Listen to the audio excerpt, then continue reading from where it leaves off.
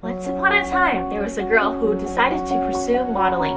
Like many girls out there who thought about trying out modeling. Except modeling was something that she had no idea how to get started on, or what it really meant to be a model. Like many girls out there, that girl is me. After being in the industry for about 7 years, many people have told me that they wanted to try out modeling, or their kids, but don't really know how. That's why I decided to make this video. Hopefully it can help some people who are interested in this field, because I've been there at the beginning. It kind of sucks when you're like on your own. There's like nobody really that you can trust to ask. Everything I'm going to be mentioning in this video, I will be going into details later on with more upcoming videos, so feel free to subscribe. So just a little bit about myself really quickly. I model in North America and Asia. I've been on every kind of contract possible in modeling for agencies. I've done freelance managing myself as well too. I've been on magazines, commercials, editorial, pretty artwork, competitions,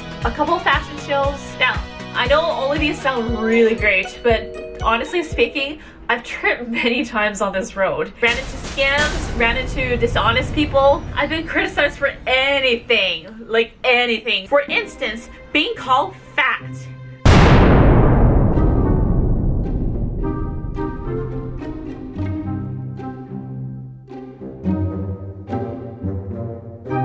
I've lost money towards the wrong investments, so I am here to help.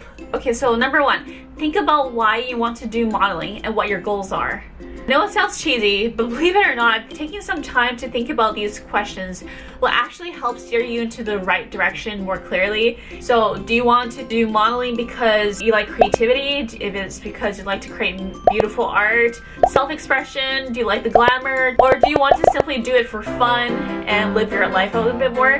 Because like everybody starts off with completely different reasons. Like everybody is different. If you know for sure that you want to do this into a career, I would suggest that consider going to an agency that can work with you. If you want to try to be famous, I'll be honest with you guys, it's kind of hard to be super famous in the modeling field because most people become famous when they're in the movement sort of exposure instead of like standstill images. But if you're a little hesitant, you're not really sure what you want to do with modeling, to be honest, or you just want to try out and see where it takes you, that's fine. You could try to work with a photographer. There are photographers out there who are willing to do shoots for free and for fun.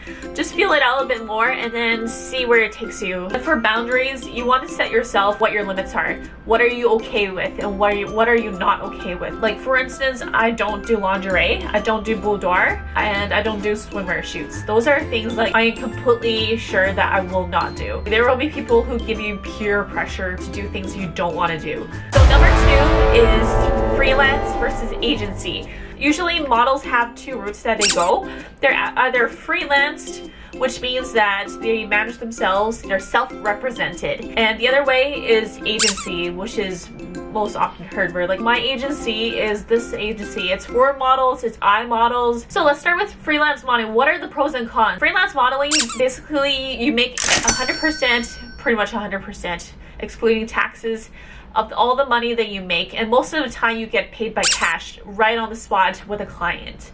You have more flexibility to decide what you want to do and what you don't want to do. There will be nobody scolding you for weight issues. It won't be anybody nagging you for like not bringing the proper color of high heels. You know, you're on your own completely.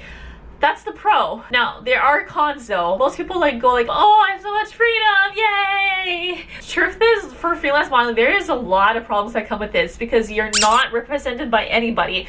Clients who contact you for cases usually take advantage of that fact. They will think you're a little less professional. Usually clients are more careful and wary if they know that there is like an agent or manager standing between you and them. If it's just you and the clients, no one's there to protect you, honestly. If you run into harassment, yeah, you know what I mean? There's nobody who can like negotiate the more sensitive things like how much do you want to get paid, because usually if you talk to the client directly it's a little awkward. If you're not experienced enough, it's kind of hard to filter out your cases, what cases are good for you and what cases are bad for you. Sometimes people go pick up every single case and then that's actually not a good thing. Agencies, for the pros, most people go for agencies primarily for their networks. They do train your models most of the time, but you might need to pay a little money for it. efforts. They are pretty good at filtering out cases for you. It depends on the agency as well. There are bad agencies there too. If you have something that you need to talk to the client for, they could represent you. And if it's more of a sensitive thing to ask for, like, are your rides paid for? Is travel accommodated? Is there a hotel accommodation? And how much do you get paid? So your agent does that for you. You leave it completely up to them. Now, most people actually forget the fact that agencies are actually your partners. They're not necessarily your employers. They're actually like this. They don't actually hire you as a model. The clients hire you, not the agencies. Unfortunately, some agencies nowadays, they kind of abuse that relationship. The con though is that you have to sign a contract most of the time. Contracts sometimes are very scary to deal with. Like, I don't like contracts even myself. Sometimes you have to give 10% of your pay. That's probably the lowest you'll ever get. It goes as high as like 50-50% split, or even a 90-10 split. Like 90% of your pay goes to the agency. That's the worst I heard. That's like K-pop stars. Every single agency is different. Some are more into fashion shows, some are more into commercial work, some are more into lifestyle and magazine work.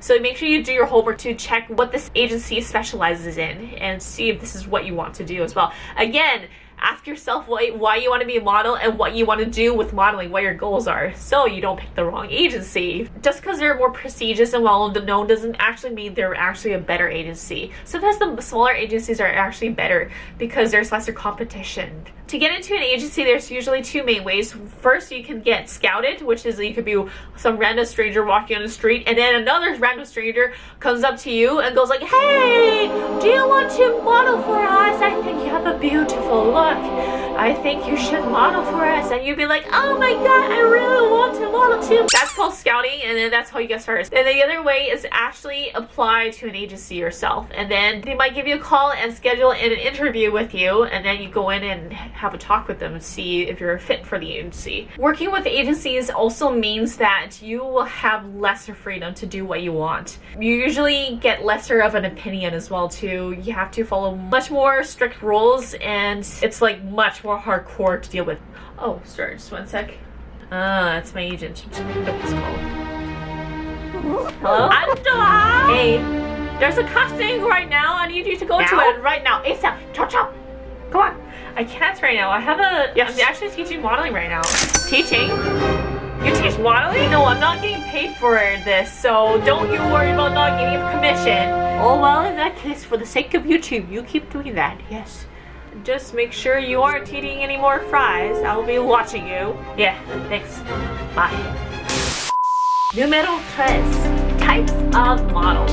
Know your look and your market area. There's tons of different types of models. First, you get fashion models, runway models, commercial models, plus size models, child model, glamour or beauty model, fitness model, promotional model, parts model, fit model, and mannequin model. No, just kidding. Just super quickly, fashion model is one of those typical ones. You're looking to work with brands like Vogue, Chanel. Sometimes you could be working in catalog. It's like the huge urban city look for the most part. Most of the time you have to look cool. Runway models is for really tall people. Now everybody has this myth where you need to be a tall person to be a model. That is not true because I am like 5'4.5".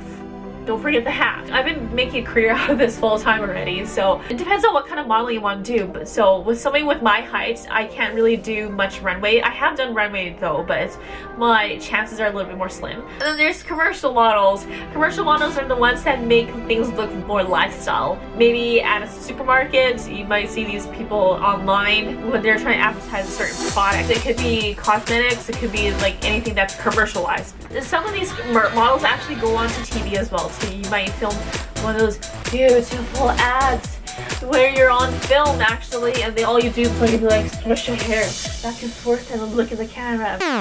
Oops, sorry about that, Sailor Mars. So if your body size is a little bit more bigger, then you can look into being a plus size model.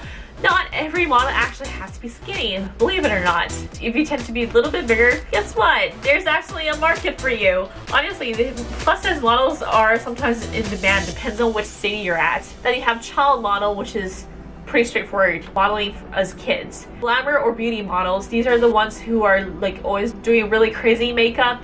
They are doing like extremely glamorous looks. And then make sure you electrocute those lenses of the photographers there. And then you have fitness models, which is like usually wearing workout clothing. You're always hitting the gyms for photo shoots quite often. And then you have promotional models. Sometimes you're representing a certain brand. You could be a brand ambassador. You could be a showgirl at car shows. You need to be pretty good at speaking and very confident and very not afraid to talk to people and be in the public. If you don't feel like going from the camera so much with your face, you can always try out parts modeling. It could be a hand model wearing a ring. You could be holding up a cell phone and then being the hand that actually like moves, pressing different things on phones and stuff. That's a hand model. You could be a feet model. You need to take care of your hands like crazy.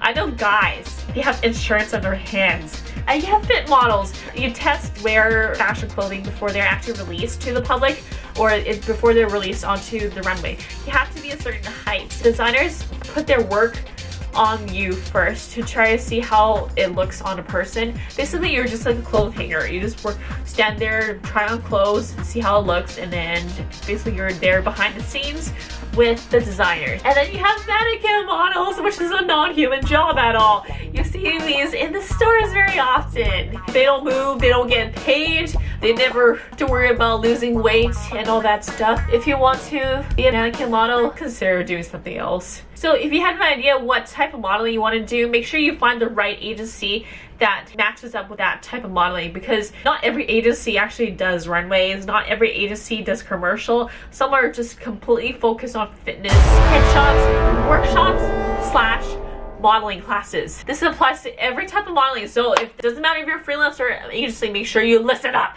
Portfolio is your resume, basically. If you're an agency model, usually you go around carrying like this photo album of all your photo shots that you had before. You would have like printed, like huge printed photos of yourself, and you go to the casting and you show all your photos and your previous works to your client. If you don't invest into one, you're gonna have a tough time picking work. And then comp cards are basically your business cards. They are usually, typically speaking, they are roughly about this big. Every agency is a little bit different. I've seen different sizes. Those are your business cards to clients like casting. These do cost quite a bit too, just a heads up. Headshots are completely important. People need to see what you look like, and you need to have a full body shot as well for the clients to see. If you're not looking to get headshots with an agency, I do know quite a few people who found amateur photographers that took their headshots. Don't do it with the phone though, please don't. And then you have modeling workshops. For runway, I do actually highly recommend you trying to get some training with modeling classes like that, because runway, it's kind of very difficult to learn on your own. For posing though, I think that you can learn by yourself. You don't actually have to take classes for these. Number 5. Focus building on your skills, experience, portfolio, building connections. For the first part, you need to make sure that you spend some time building up your skills. You're ready to be hired as somebody who's going to be seen as a professional. They're spending all this money, of course they want to make sure it's their money's worth. So in the very beginning, practice your walking a lot. It's a professional trait to be able to walk in high heels, because once you're on and off the shoot, you're going to leave a really bad impression. If you're going to be getting off the shoot and you can't walk in heels, that looks extremely bad. Make sure you build your portfolio. You don't need a lot of photos. It's better to have a couple really good photos versus like a ton of okay photos. For freelance model, you probably don't need to buy the book. Make sure you have something to show people, or put it on your Facebook. Number 6, getting paid. Don't expect to get paid for your first 3 months. If you get paid within the first 3 months, you're very lucky. Honestly, very lucky, because the first 3 months, you're most of the time you're spending time and energy, money on to get yourself prepared, right? Understand that even if you do get your first job, it's kind of rare to be paid on the spot. Most of the time, your clients will pay your agencies, and then your agencies will pay you from there after the split. To have your photo shoot today, you're not going to be paid until like 3 months later. That's very normal. Make sure you don't complain to your agency why you're not getting paid yet until the deadline is up, and then you notice that you haven't been paid. You can ask them at that time. If you think they forgot to pay you, then yeah. My first agency, I didn't get paid until 6 months later after my photo shoot. Number 7, reliable high heels and a casting wardrobe. Go for the most simple looking, most walkable high heels. Okay, you don't need to find ones where there's a bow tie. It doesn't need to have a fancy sparkle on there. Okay, wait, I'm just gonna grab my heels and show you. Okay, so high heels, most of the time it's gonna be like somewhere between 8 to 12 centimeters. So you need to practice wearing high heels. Find the ones that are like very straight. Try to make sure they start over here, because some of the heels are terrible to walk on. They start more here. Best to keep them closed toe, not open toes. Casting wardrobe. If your girl have a really pretty dress to show off your legs and your body figure, don't pick something that's really loose. Clients will need to see what your body looks like. I mean, you're a model, right? For guys, have a suit. You will need to have a suit all the time. It's like a must. If you're comfortable, bring like swimwear to do photo shoots or fitness clothing. But I hope I helped provide enough information to help you guys get started. And if you do have any more questions, please do leave it in the comments below. If you found this video to be very helpful, please do give it a thumbs up. Feel free to subscribe for more videos and check out my channel. I think it's on my forehead. Yeah, there you go. Is it in the camera properly?